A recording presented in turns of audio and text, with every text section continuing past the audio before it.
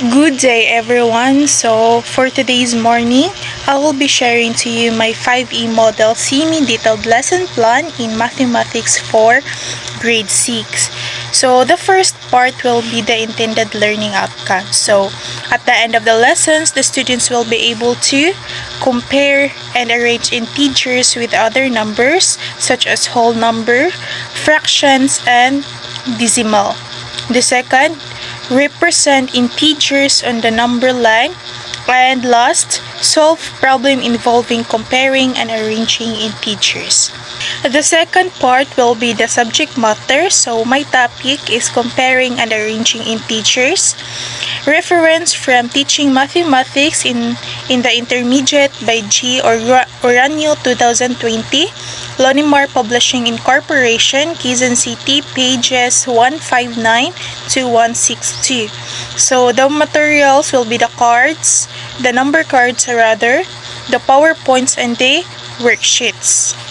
So the third part will be the procedure by the use of 5E model. So the first part is the engage, and this activity will take 10 minutes. So I will ask for volunteers in the classroom to come up to the board and write down a number. I will need about 6 to 8 numbers for the activity. If the students are only offering up one type of numbers, for example, the whole numbers, probe them and I will prove them to give me another type of number. For example, I will ask somebody can give me an example of a number that is less than 1 but more than 0. So, of course, this will force them to provide a fraction. Or for a negative number. I will ask somebody also to give me number less than 0. So once I've gotten on the board at least one fraction, one decimal number, one whole numbers, and one negative numbers, so I can begin the next part of the activity. I will ask the students if they think that if we were to categorize the number into groups, which number would go together. So, of course, I will receive varying answer to this question, of course. So after I've let a decent number of students guess, I will say to the students, what if I told you that all these numbers go into the same category, fractions and the decimal, but these do not whole numbers and integers. So of course they will likely be in a way O. But some students may realize the connections. Regardless, don't give them the complete explanation. So I will not give them a complete explanation. They will have the opportunity to explore this more on their own in the next activity. So before I start the explore section, restate the objectives as shown below. So in explore part, this will take 15 minutes. So it is an hands-on activity. So the students at each table will be given a set of cards, each with a number on it. So each card, kay naa siya'y number. I will task them with organizing the cards into groups. I will not give them any further instruction.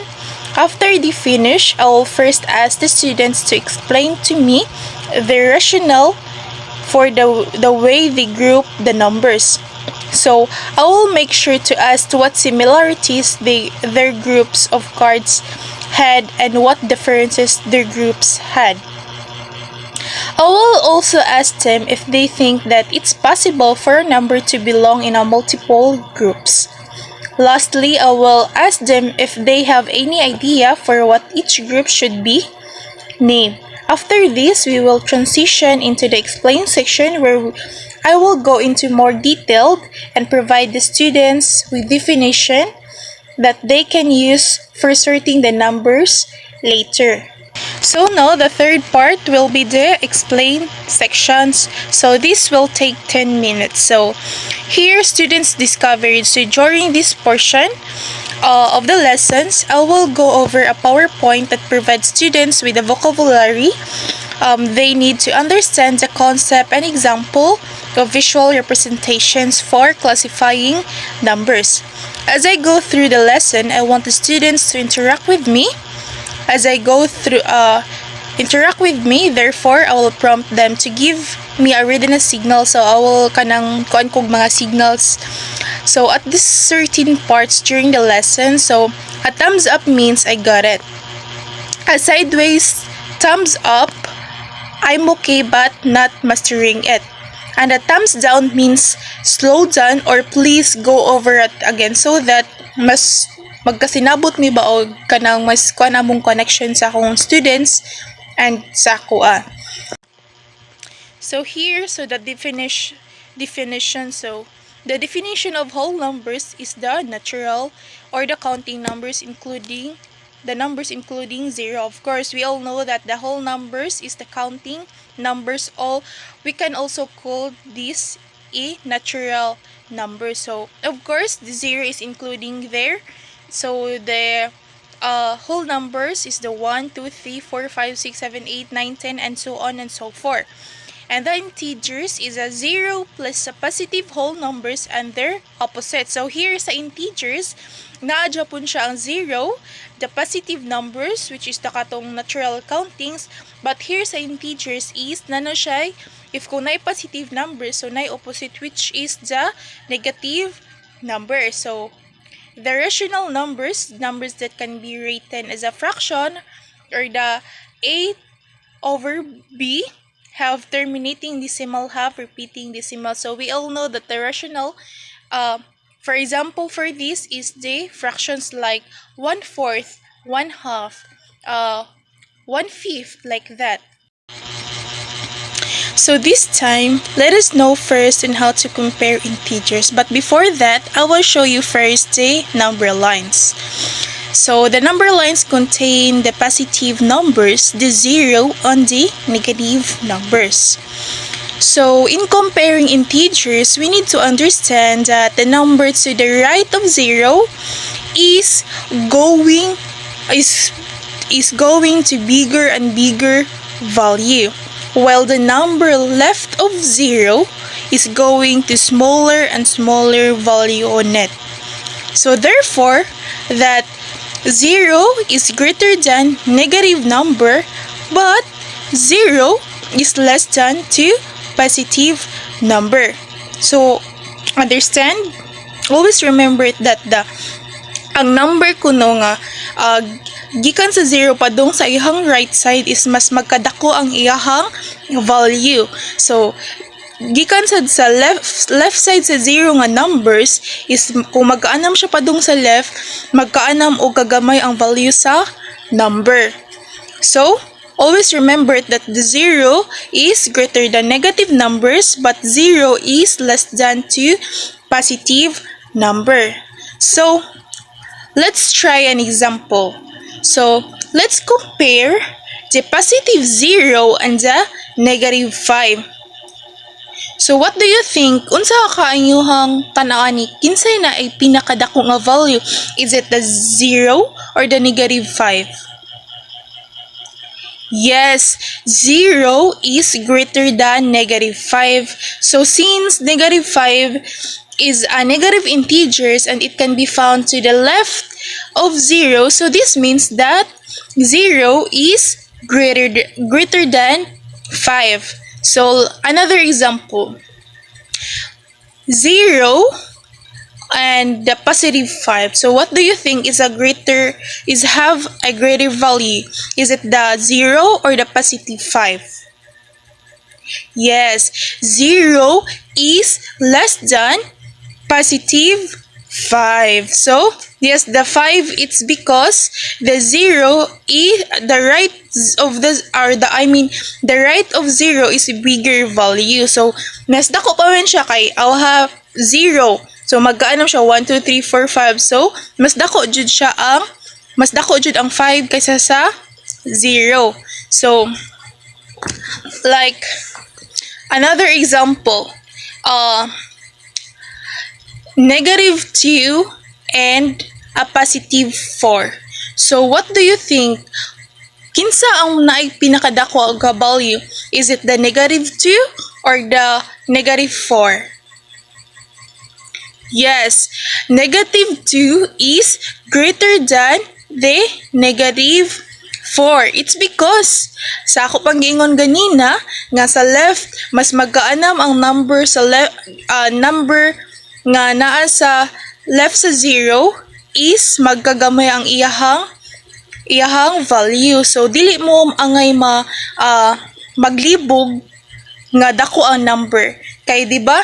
Mas magkaanam og kalayo ang number or magkaanam siya padung adto ang number, magkaanam og gamay iyahang value. So it means that the negative 2 is greater than the negative 4. Kay mas duol man ang negative 2 sa 0.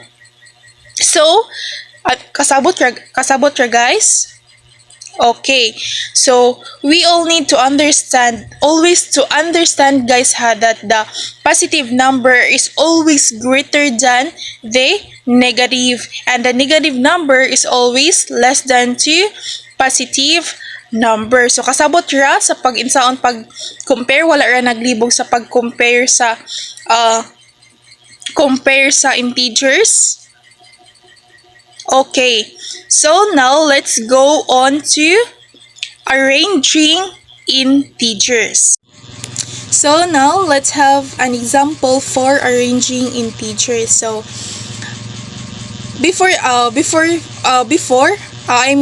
at first, so ato i-arrange ang integers numbers in ascending order. So ascending order from least to biggest value. So gikan sa pinakagamay padung sa pinakadako. So I have here an example. Positive 2, negative 4, negative 2, 0, and a positive 5. So what do you think ang pinaka una or naay pinaka small value? Unsa man kaha? Yes, the first one is the negative 4. Ngano kaha? Yes, sakto no siya ang negative 4 kay ang ingon pa nako ganina nga ang left kung magkaanam siya padung sa left magkaanam og ka layo magkagamay ang iyahang value. So kay baw na tak unsay next, so the negative 2. So sunod sa negative 2 unsa kaha? The 0. Sunod, the 2. And next is the 5. So, sayon ra siya, no? Sayon ra siya. So, opposite ra siya. Kung moingon sa ta siya descending order, so, gikan sa pinakadako, padung sa pinakagamay. So, balihon ra nato siya. So, ari, di ba, ang pinakagamay dinhi, ang pinakadako diri is the 5. Sunod, 2, the 0, the negative 2, and the negative 4. So, di ba, balira siya ba? So, ang ascending order is from gamay nga value padung sa dako. So, balihon na nato sa ascending, gikan sa pinakadako to gamay. So, sayon ra siya, no? So, what if, kung ang ato ang pag-arrange is nanay sagol decimal and ratio. So, sayon ra ka na siya. So, let's find out. So, now, let's have another example which is na siya fraction and decimal numbers. So, I have here an example. Negative 2, 1/4, 2:12, 8, and negative 4. But before that, nato siya ma-arrange, we need to convert 1/4 into decimal, and also the 2:12. So, insaon na to pagkuha sa decimal point sa 1/4, value sa 1/4. So, we need to divide. So, atong dividend is the 1, the divisor is 4. So 4 divide 1, of course, 0. 0 times 4 equals 0. 1 minus 0 equals 1. So dili man nato ma-divide so we need to add 0. So let's put at this point 0, add 0, bring down 0. So 10 divided by 4 is 2. 2 times 8 is 2 times 4 is 8. So 10 minus 8, 2.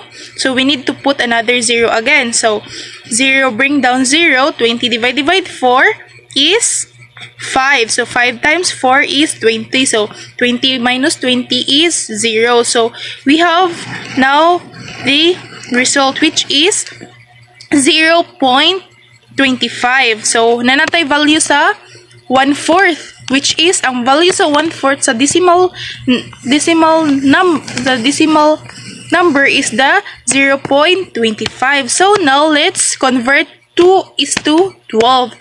But before that, dito mo largo divide, kaya ang 2:12 kung ato siya himong fraction 2/12, pwede na to siya maunsa man. Pwede na to siya kuan into lowest term. So unsa ka ang ilahang value na ma-divide sa duha? Yes, ang 2. So let's try it. So 2 divided by 2, 1.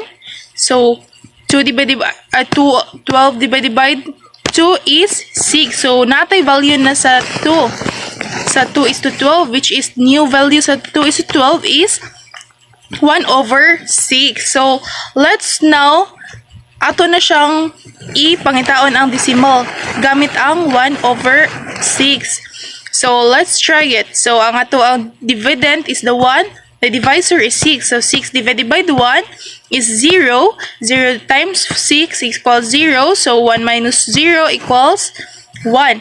So same ganina, let's add 0 again. So 0, bring down 0. So 10 divided by 6 is 1. 1 times 6 is 6. So 10 minus 6 is 4. So we need to put another 0 again. So bring down 0. So 40 divided by 6 is pila? 40 divided by 6 pila man? So pila? 30, 36. So 6. So 6 times 3, 6 times 6 is 36. So 40 minus 36 is 4. So mag-add na sa tag 0. So 0. So pila naman? 0. So bring down 0. So 14, 4. So bring down 0. So kung magkwanta na, mas daghan pa jud siya. So ato na lang kwaon ang tens nga kuan, which is ang answer jud ani niya sa 6 divided by 1 is 0.16. So ang value sa ato ang 2:12 is 0.16. So nanatay value. So pwede na ta karon mo arrange from ascending order. So atong value ng new value karon is negative 2, 0.25, 0.16, 8, and the negative 5. So now, unsa ka ang naay pinaka gamay og value? Unsa ka? Is it the negative 2, the 0.25, the 0.16, or the positive 8, or the negative 5? Which one ka ha? So now, asa kay mag-unaan ni sila? Is it the negative 2, 0.25, 0.16, the positive 8, or the negative 5? So which one ka ang naay pinakagamay nga value? Yes, of course, the negative 5. The second one, the negative 2. So dili gid mas gamay value ang 0 kay di ba ganina sa ato ang number line, 0 is mas greater than the negative number. So, unsa ka ang mo-follow sa negative 2? Negative 0.25 or the 0.16?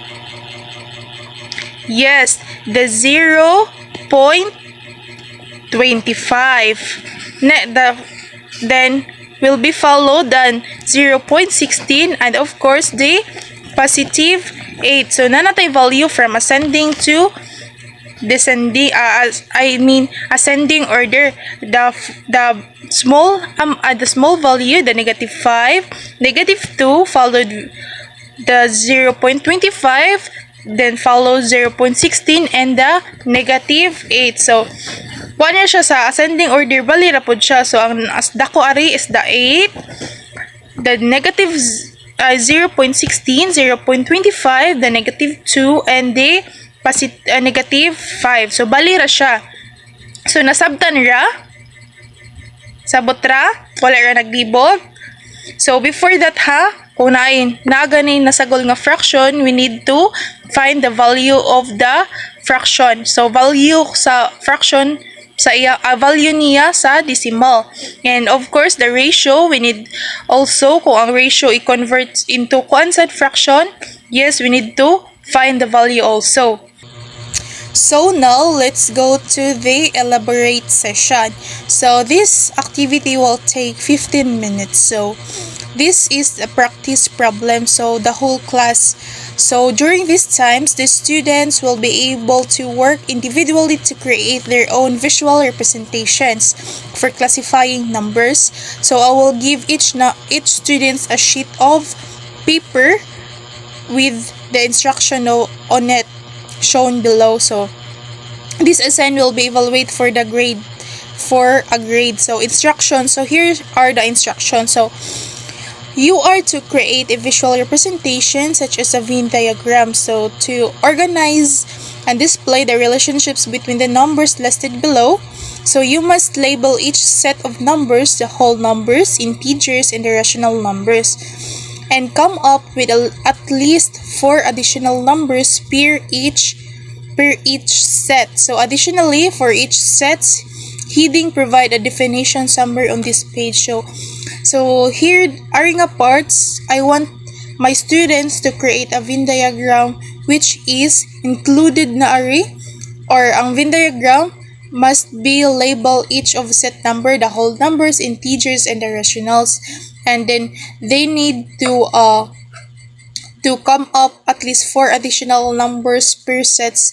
So kanang needed sa nila magbutang og definition kung sa definition sa whole numbers, integers, and the rational. So the next part will be the evaluate. So here, this activity will take 10 minutes. So the diagram the students create in the extend sections of the lesson plan will be used for evaluation. So they will be graded on the accuracy of their visual representation, must include whole numbers, integers, rational numbers, must accurately show the relationships between the 3 sets of number. So the accuracy of their numbers placements and the correctness of their definitions. The rubrics I will use to assess them is to include at the end of the lesson. So here the evaluation section. So sa katong evaluate is dito sila mag-base sa ilahang pag-answer ari sa evaluation. Sa evaluation section is dito sila mag-base pag-answer ani sa evaluation ato sa ilahang evaluate, which is kato ilang gihimo nga Venn diagram. So dito sila mag-base para ilang ma-answer ni ang evaluation. So the last part will be the assignment. So ang assignment is worksheets. So give at least 5 example of each the following. So number arranged from ascending orders, number arranged from descending orders, then compare integers and numbers. So that would be all. Thank you.